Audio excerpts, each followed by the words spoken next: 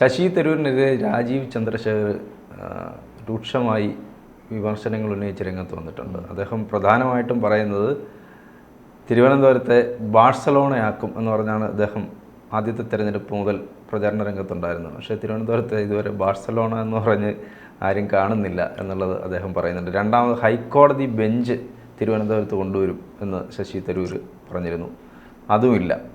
പിന്നെ ഇദ്ദേഹം പറയുന്നത് ഇവിടെ നമുക്ക് എയിംസ് വരാത്തതിൽ ശശി തരൂരിന് വല്ലാത്ത ആശ്വാസമുണ്ട് എന്ന്.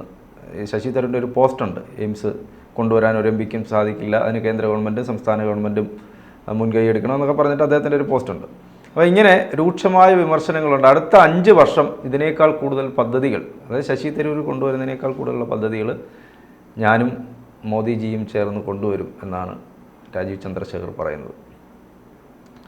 രാജീവ് പറയുന്നതൊക്കെ ശരിയാണ്. പക്ഷെ തിരുവനന്തപുരത്ത് വിചാരിച്ചിപ്പം പിന്നെ ഈ ശശി തരൂരിനോടുള്ള പ്ലാറ്റോണിക് ലവ് ഉപേക്ഷിക്കും. നമ്മളിപ്പോൾ കാണുന്നത് എന്താണ്? ശശി തരൂരിനോട് തിരുവിതാംകൂറുകാർക്ക് ഉള്ള പ്ലാറ്റോണിക് ലവ് ആണ്. ഒന്നും ചെയ്യുന്നില്ല ഒന്നും പ്രതീക്ഷിക്കുന്നില്ല. ശശി തരൂരിന്റെ മതി അവർക്ക് എന്ന് ഞാൻ പറയാൻ കാരണം 2 ഘടകങ്ങളാണ്.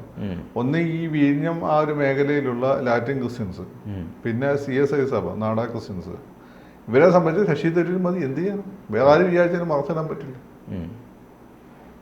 അത് അവസാനം ഇടയ്ക്ക് CPIക്കാർ അവരുടെ കൂട്ടത്തിൽ സ്ഥാനാർത്ഥിയെ കൊണ്ട് ബെനറ്റ് എബ്രഹാം ഡോക്ടർ. ഇയാള് പണ്ഡിതനാണെങ്കിൽ അയാള് ഡോക്ടർ, CSI സഭ, എന്നിട്ട് രക്ഷപ്പെട്ടില്ല. എന്ത് ചെയ്യും?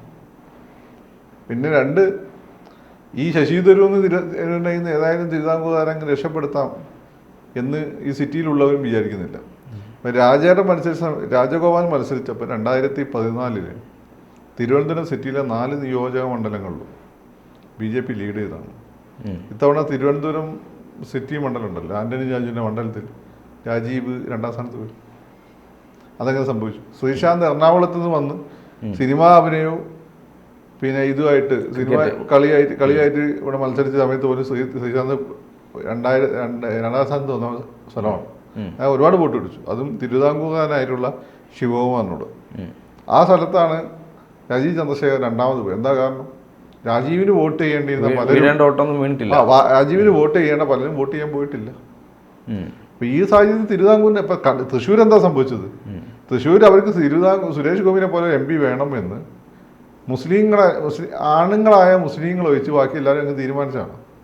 അതായത് മുസ്ലിം സ്ത്രീകൾ, ക്രിസ്ത്യൻസ്, ഈഴവര്, നായര്, ധീവര്, ദളിത്, ഇവരെല്ലാവരും നമ്മളന്നൊരു കണക്ക് പറഞ്ഞത് എന്താ, 20,000 വോട്ട് സുരേഷ് ഗോപി ജയിക്കുന്നു. അന്ന് നമ്മൾ ആ കണക്ക് ഏതാണ്ട് കൃത്യമായിരുന്നു. ഇലക്ഷൻ കഴിഞ്ഞോട്ടെ നമുക്ക് കിട്ടിയൊരു കണക്കാണ്. അപ്പോൾ അതിൽ പക്ഷേ 3 മണ്ഡലങ്ങളിൽ സുരേഷ് ഗോപി ലീഡ് ചെയ്യുന്നുള്ളത് നമ്മൾ പറഞ്ഞു. പക്ഷേ അന്ന് നമ്മൾ 20,000 പറഞ്ഞ് സുരേഷ് ഗോപിയുടെ ഭൂരിപക്ഷം 70,000 പോയി. 70,000 പോയി. ഗുരുവായൂർ എന്ന ഒറ്റ മണ്ഡലത്തിന് മാത്രമേ അദ്ദേഹം ലീഡ് ചെയ്യാതുള്ളൂ. മനസ്സിലായില്ലേ? അപ്പം ഈ പറയുന്ന ഈ ഇലക്ഷന് ശേഷം എടുത്ത കണക്കുകളുടെ അപ്പുറം പോയി സുരേഷ് ഗോപി. ഇലക്ഷന് ശേഷം എടുത്ത കണക്ക് സുരേഷ് ഗോപി ജയിക്കുന്ന ഓരോ ആളുകൾ നമ്മളാണ്. മറ്റു പലതും ചീറ്റിപ്പോയെങ്കിൽ സുരേഷ് ഗോപിയുടെ കാര്യം നമ്മൾ വിചാരിച്ച അതേ രീതിയിൽ തന്നെ വോട്ടിംഗ് പാറ്റേണും പോയി. ഞാനത് എനിക്ക് കണക്കുന്ന ആളോട് ഇത് നല്ല വരാൻ പോകുന്നത് മൂപ്പര് പല ഏരിയകളിൽ നിന്ന് എനിക്കത് വോട്ട് പിടിക്കും, നിങ്ങൾ വിചാരിക്കാത്ത ഏരിയയിൽ നിന്ന് വോട്ട് പിടിക്കുന്നു, അതൊക്കെ സംഭവിച്ചിട്ടുണ്ട്. അതുപോലെ സംഭവിച്ചിട്ടുണ്ട്. അപ്പം മറ്റു സ്ഥലത്ത് മറ്റു സംഭവം വെച്ചാൽ CPM-കാർ തന്നെ CPM-നെ തോൽപ്പിക്കാൻ ശ്രമിച്ചാൽ നമുക്കൊന്നും ചെയ്യാൻ പറ്റില്ല. RSS UP-യിൽ BJP-നെ തോൽപ്പിക്കാൻ ശ്രമിച്ചാൽ നമുക്കൊന്നും ചെയ്യാൻ പറ്റില്ല. രാജീവ് ചന്ദ്രശേഖരൻ്റെ കാര്യത്തിൽ ഇത് സംഭവിച്ചിട്ടുണ്ട്. നമ്മൾ കിട്ടേണ്ടിയിരുന്ന ഹിന്ദുത്വ വോട്ടുകൾ കിട്ടിയിട്ടില്ല. ആ കിട്ടിയിരുന്ന രാജീവിടെ ജയിക്കായിരുന്നു. ഈ സിറ്റി വോട്ടുണ്ട്, അത് കവർ ചെയ്യായിരുന്നു. ഞാൻ കൂടുതൽ അതിനെ പറയുന്നില്ല.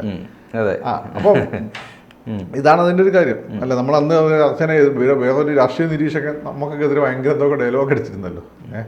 നമ്മളിതിനെ മറുപടി അയാൾ ഈ സുരേഷ് ഗോപിൻ്റെ കാര്യം പറഞ്ഞോളൂ, ഇയാൾ ഇവിടുത്താന്ന് ചോദിച്ചു. നമ്മൾ അയാളെ പോലെ പബ്ലിസിറ്റി നോക്കി നടക്കില്ലല്ലോ. വേണമെങ്കിൽ ഇപ്പം പറയാം, വേണ്ട വിചാരിച്ചിട്ട് വേണ്ട. അപ്പം അതാണ് തിരുവിതാംകൂറിൻ്റെ ഒരു കാര്യം. ഇപ്പം രാജീവ് ഇതൊക്കെ കൊണ്ടുവന്നാൽ രാജീവിനെ തൃശ്ശൂരുകാർ ഏൽപ്പിച്ച പോലെ അവർ ജയിപ്പിക്കുമോ?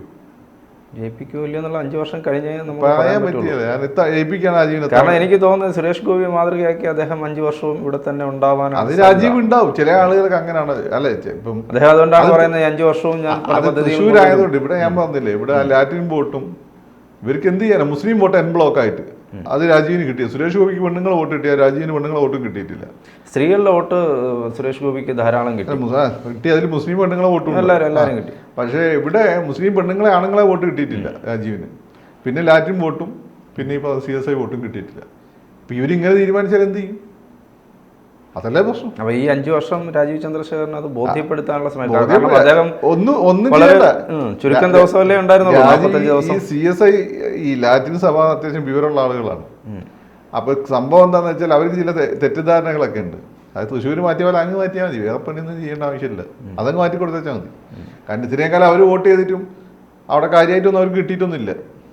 മനസ്സിലായില്ലേ? അപ്പൊ അവരുടെ ഈ തെറ്റിദ്ധാരണ അങ്ങ് മാറ്റിയാൽ മതി. പിതാക്കന്മാരൊക്കെ കണ്ട് അവരുടെ ചില ഫണ്ടിങ്ങുമായിട്ടൊക്കെ ബന്ധപ്പെട്ട വിഷയങ്ങളാണ്. പക്ഷേ ഇതൊക്കെ ചെയ്തു കൊടുത്താൽ അമിത്ഷാ പറയുന്ന പോലെ ഡെലിവർ ചെയ്യണം. അമിത്ഷാ പറയുന്ന കാര്യം എങ്ങനെ കേട്ടിട്ടുള്ളൂ. കാര്യങ്ങളൊക്കെ ചെയ്യാൻ പക്ഷേ ഡെലിവർ ചെയ്ത് കാണിക്കുന്നു. വോട്ട് ചെയ്യണം, വോട്ട് ചെയ്യണം, ഡെലിവർ ചെയ്ത് കാണിക്കുന്നു. അപ്പോൾ ഇവർക്ക് കണ്ണടച്ച് BJP മോഡി വിരുദ്ധതയാണെങ്കിൽ പിന്നെ എന്ത് ചെയ്യാൻ പറ്റും?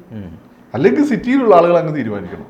സിറ്റി സ്വയം ക്രിസ്ത്യാനികളുണ്ട്, അവരൊന്നും അധികം വോട്ട് ഇവർക്ക് കിട്ടുന്ന വോട്ടല്ല. അവരെല്ലാം കൂടി അങ്ങാണ് ഈ വികസനം വരണമെങ്കിൽ പുരോഗതി തന്നെ രാജീവ് വരണം, അവർ ചിന്തിക്കണം. അങ്ങനൊരു മാറ്റം വരണം. ഈ മലയാളിയുടെ സ്വഭാവം വെച്ച് ഒന്നും പറയാൻ പറ്റില്ല. ഞായപ്പാട് തൃശ്ശൂരാണ് ഒരു പ്രതീക്ഷ നൽകുന്നത്.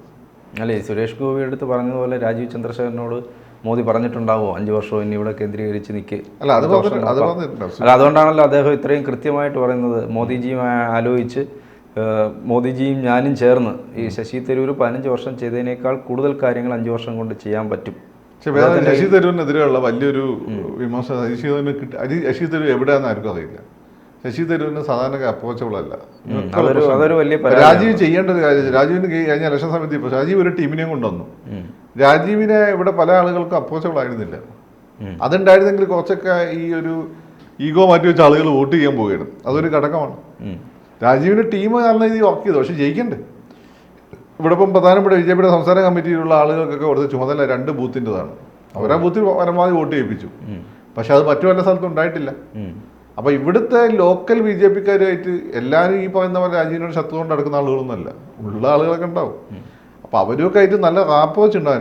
രാജീവ് അവൈലബിൾ ആണ്. ശശി തരൂരിന് ഏറ്റവും വലിയ പ്രശ്നം അതായിരുന്നു, അവൈലബിൾ അല്ല. നിങ്ങൾ നോക്കിയാൽ കിട്ടില്ല.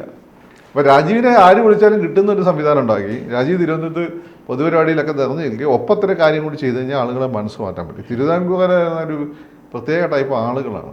അവർ ഈ അധികാരമൊന്നും പുതുമയുള്ള ആളുകളൊന്നുമല്ല. അവരിത് കിട്ടി പിന്നെ അധികാരം ഇവിടുന്നാണല്ലോ എന്നെ എമർജ് ചെയ്ത് വരുന്നത്. അപ്പോൾ അവരുടെ ഈഗോ കൂടി സാറ്റിസ്ഫൈ ചെയ്യണം. അല്ലാതെ വെറുതെ പ്രൊജക്ട് മാത്രം പറഞ്ഞിട്ട് കാര്യമില്ല. ശശി തരൂരിൻ്റെ സംഭവം എന്ന് വെച്ചാൽ ഇയാൾ ഇപ്പോൾ എന്തോ ഒരു വലിയ സംഭവം എന്നാണ് നാട്ടുകാർ തെറ്റിദ്ധരിച്ചിരിക്കുന്നത്. നമ്മൾ അതായത് റിസൾട്ടൊന്നും ഇല്ലെങ്കിൽ പോലും നമ്മൾ നിരന്തരം ആരാധിച്ചുകൊണ്ടിരിക്കുക എന്നുള്ള ഒരു ലൈനാണ് ഇയാളെ പറ്റി. അദ്ദേഹം വളരെ ചെറിയ പ്രായത്തിൽ അങ്ങനെ ഒരു ഇമേജ് ഉണ്ടാക്കിയെടുത്തു. നമ്മൾ ഈ രാഷ്ട്രീയത്തിൽ അദ്ദേഹം വരുന്നതിന് മുമ്പേ അദ്ദേഹം നല്ല പ്രഭാഷകനും നന്നായി എഴുതുന്ന അദ്ദേഹത്തിന്റെ പുസ്തകങ്ങളൊക്കെ ബെസ്റ്റ് സെല്ലറായി പോയിക്കൊണ്ടിരിക്കുന്ന അങ്ങനെ ഒരുപാട് വലിയ സംഭവം ഇങ്ങനെ നിങ്ങൾ അങ്ങനെ ഒരുപാട് വലിയ സംഭവം ആക്കില്ലേ. ഞാൻ അയാളുടെ പുസ്തകമൊക്കെ വായിച്ചത്. അയാളെ പ്രശ്നം വെച്ചാൽ അയാൾക്ക് ഇംഗ്ലീഷ് ഈ കുട്ടി പഠിച്ചത് പിന്നെ അച്ഛൻ സെൻട്രൽ സെക്രട്ടേറിയറ്റിന് മറ്റായിരുന്നു ജോലി. ഇപ്പോൾ ഡൽഹിയിൽ ഏതോ നല്ല സ്കൂളാണ്. അത് സെൻറ്റ് സ്റ്റീഫൻസ് ഉണ്ട് ഡൽഹിയിൽ, ആംഗ്ലിക്കൻ സഭയുടെ സ്കൂളാണ്, കോളേജാണ്. അവിടെയാണ് പഠിച്ചു. അപ്പോൾ നല്ല ഇംഗ്ലീഷാണ്. ഈ ഇംഗ്ലീഷ് മാത്രമേ മൂപ്പരെ കയ്യിലുള്ളൂ, മൂപ്പർക്ക് അറിയാം. അതുകൊണ്ട് ഇംഗ്ലീഷ് മൂപ്പർക്ക് ഒരു ഭ്രാന്ത് എടുത്ത പോലെയാണ്. ഇംഗ്ലീഷ് ഒരു മാനിയ എന്നൊക്കെ പറയുന്ന പോലെ. അതുകൊണ്ട് ഇംഗ്ലീഷ് പുതിയ പുതിയ വാക്കുകൾ കണ്ടുപിടിക്കുക. ഇപ്പോൾ ഇംഗ്ലീഷിൻ്റെ ഒരു മായാജാലം കാണിച്ച ആളുകളെ മായാവലയത്തിൽ നിർത്തുന്ന പരിപാടിയേ ഉള്ളൂ. അല്ല എന്ത് ഡെവലപ്മെന്റ് സെക്രട്ടറി അല്ല, അതയാളുടെ വ്യക്തിപരമായ കഴിവ്. അവിടെ ജയിച്ചിട്ടില്ലല്ലോ. ഇന്ത്യയിലുള്ള പലരും UN ഇങ്ങനെ വലിയ പോസ്റ്റിൽ ഇരിക്കുന്നുണ്ട്. നിങ്ങൾ അറിഞ്ഞൂടാത്തോണ്ടാ വലിയ പോസ്റ്റിലൊക്കെ ഇരിക്കുന്നുണ്ട്. സെക്രട്ടറി ജനറൽ ആയിട്ടില്ല, അങ്ങേർക്കും ആയിട്ടില്ലല്ലോ. മത്സരിച്ചത് സെക്രട്ടറി ജനറൽ മത്സരിച്ച് തോറ്റുപോയി. എനിക്കൊന്ന് പകുതിക്ക് വെച്ച് പുള്ളി പിന്മാറി. അപ്പോൾ ഒന്നാമത്. പിന്നെ രണ്ടാമത്തെ കാര്യം എന്ന് വെച്ചാൽ ശശി തരൂര് ഈ 2 തവണ മന്ത്രിയായപ്പോൾ തിരുവനന്തപുരത്ത് വേണ്ടി എന്താ ചെയ്തത്? അയാൾ ക്രിക്കറ്റ് ടീം ഉണ്ടാക്കി അയാളെ കാര്യം നോക്കിയെന്നല്ലാതെ. അപ്പം അയാളെ കണ്ട് ഡെലിവർ ചെയ്തിട്ടുള്ള ആളാണ് രാജീവ്. ഇയാൾ ഈ ഹൈപ്പിൻ്റെ പിന്നെ അയാളുടെ ലിറ്ററേച്ചറിൻ്റെ ഒരു ക്വാളിറ്റി ഒക്കെ നമുക്ക് അങ്ങനെ ബുക്ക് പ്രൈസ് ഇട്ടുണ്ട്. അങ്ങനെ വലിയ എഴുത്തുകാരനാണ് ഇയാൾക്ക്. ഈ യുഎന്നിലുള്ള സ്ഥാനവും ഇംഗ്ലീഷ് കോഴ്സ് പുസ്തകം എഴുതി അയാൾക്ക് ഇൻഫ്ലുവൻഷ്യലായ ആളുകളെ സ്വാധീനിക്കാൻ അറിയാം. മനോരമ, മാതൃഭൂമി അങ്ങനെ ഒരു റൈറ്റപ്പ് ഒക്കെ ഉണ്ടാക്കി. ഇവരൊക്കെ അവിടെ പോയി കഴിഞ്ഞാൽ അങ്ങനെ UN കാണിച്ചു കൊടുക്കുക, അങ്ങനെയുള്ള പരിപാടിയൊക്കെ ചെയ്യും. അങ്ങനെ ഒരു ഹൈപ്പായിട്ട് വന്നതാണ്. അല്ലാതെ നിങ്ങൾ പറയുന്ന ഇയാളെക്കാരുടെ എത്രയോ നല്ല റൈറ്ററാണ് അരുന്ധതി റോയ്, അരവിന്ദ് അടിക, അങ്ങനെയൊക്കെ തുടങ്ങിയ ആളുകളുണ്ട്. അപ്പോൾ ഇയാൾ അതിലൊക്കെ ഒരു ഏവറേജ് നമ്മൾ ആദ്യം മനസ്സിലാക്കി. ഇദ്ദേഹം വിശ്വപൗരനല്ല. അങ്ങനെ പറയാൻ പറ്റില്ല. ഈ രാജീവും വിശ്വപൗരനാണ്, ഈ എങ്ങനെയും വിശ്വപൗരനാണ്. ഇവരൊക്കെ വിശ്വപൗരൻ എന്ന് വെച്ചാൽ ഒരുപാട് രാജ്യങ്ങളിൽ അനുഭവങ്ങളൊക്കെ ഉള്ള ആള്. അതൊരു പക്ഷേ രാജീവിന് അതിൽ കൂടുതലുണ്ടായി. രാജീവ് ഇത് പറഞ്ഞുകൊണ്ട് നടക്കില്ല. പിന്നെ ഈ പറയുന്ന പിയാവാക്ക് വിശ്വപൗരൻ ഇമേജ് അങ്ങനെ ഒരു വിശ്വപൗരനാണ് നമ്മുടെ നാട്ടിലുണ്ടല്ലോ. അപ്പം ഇവിടെ പല നിശബ്ദരായിരിക്കുന്ന ഒരുപാട് ആളുകളുണ്ട്. അവർ ലോകത്തെ എത്ര രാജ്യങ്ങൾ അവരൊക്കെ സന്ദർശിച്ച ആളുകൾ. ഒരുപാട് വിശ്വപൗരന്മാരുണ്ട്. വിശ്വപൗരൻ ഒരാൾക്ക് മാത്രമേ സാധിച്ചു കൊടുക്കണ്ട. ഇപ്പം നിങ്ങൾക്ക് നിങ്ങളെയൊക്കെ വേണമെങ്കിൽ വിശ്വപൗരനല്ല, നമ്മൾ ഒരുപാട് രാജ്യങ്ങൾ സന്ദർശിച്ചൊന്നുമില്ല. ശരി, നമുക്ക് അങ്ങനെ മറ്റു രാജ്യങ്ങളിൽ ഇൻഫ്ലുവൻസ് അങ്ങനെ ശരിക്കും കേരളത്തിലെ വിശ്വപൗരൻ എന്ന് വെച്ചാൽ യൂസഫ് അലി സാറാണ്. അതെ അതെ അതെ, മനസ്സിലായില്ലേ? അപ്പോൾ എന്തായാലും നമുക്ക് ഈ ചർച്ച അവസാനിപ്പിക്കുന്നതിന് മുമ്പായിട്ട് 5 വർഷവും രാജീവ് ചന്ദ്രശേഖർ ഇവിടെ തിരുവനന്തപുരം കേന്ദ്രീകരിച്ച് രാജീവ് മനസ്സിലാക്കേണ്ട ഒരു കാര്യം, കർമ്മണ്യെ ബാധികാരസ്ഥ മാ ഫലേഷു കഥാചന എന്ന് ഗീതയിൽ എഴുതി വെച്ചിട്ടുണ്ട്. കർമ്മം ചെയ്താൽ മതി, ഫലത്തെ പറ്റി ആലോചിക്കേണ്ട. രാജീവ് ദിവസം എടുത്ത് വായിക്കുക, എന്നിട്ട് കർമ്മം ചെയ്തുകൊണ്ടിരിക്കുക. ഫലത്തെ പറ്റി ഫലത്തെ ഉണ്ടാകാൻ വേണ്ടിയിട്ടാണ്. അല്ല, അത് ഫലത്തെ പറ്റി ആലോചിച്ചാൽ രാജീവിന് ചെയ്യാൻ പറ്റില്ല. അദ്ദേഹം ചെയ്യട്ടെ. അപ്പോൾ രാജീവ് കർമ്മം ചെയ്താൽ മതി, ഫലം കിട്ടാം. സുരേഷ് ഗോപി അങ്ങനല്ലേ ചെയ്ത്? സുരേഷ് ഗോപി ഫലത്തെ പറ്റി ആലോചിച്ചിട്ടല്ലല്ലോ കാര്യങ്ങൾ ചെയ്തത്. സുരേഷ് ഗോപി മുമ്പും ചെയ്തിരുന്നു. ആ ചെയ്യുന്നതിൽ ഒരു സത്യസന്ധത ഉണ്ട്, നാട്ടുകാർക്ക് മനസ്സിലായി. രാജീവിന്റെ കാര്യത്തിലും ആളുകൾക്ക് വേണ്ട അങ്ങനെ സത്യസന്ധത ഉണ്ട് എന്നുള്ള ഫീലാണ്. അതുകൊണ്ട് ഗീത ഇടക്കിടക്ക് രാജീവ് വായിക്കുന്നത് നല്ലതാണ്. കൂടുതൽ വാർത്തകളും വിശേഷങ്ങളും നിങ്ങളിലേക്ക് എത്താൻ ABC മലയാളം സബ്സ്ക്രൈബ് ചെയ്യുക, ബെൽ ബട്ടണും അമർത്തുക.